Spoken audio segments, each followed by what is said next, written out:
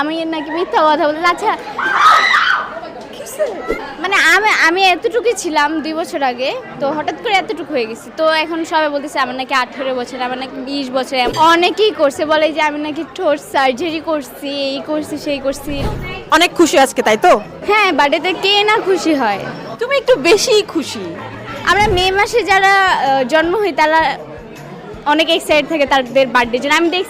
আমি দেখছি যে মে মাসে যারা জন্ম হয়, মানে আমার মতো যারা, তাদের বার্থডে সময় অনেক এক্সাইটেড হয়। ওরা কি প্ল্যানিং করবে, ওরা কি ড্রেস করবে, কি কালারের ড্রেস করবে, এগুলো নিয়ে। 12 বছর শেষ করে 13তে পা দিয়েছো, তোমার বয়স তো সবাই জেনে গেল।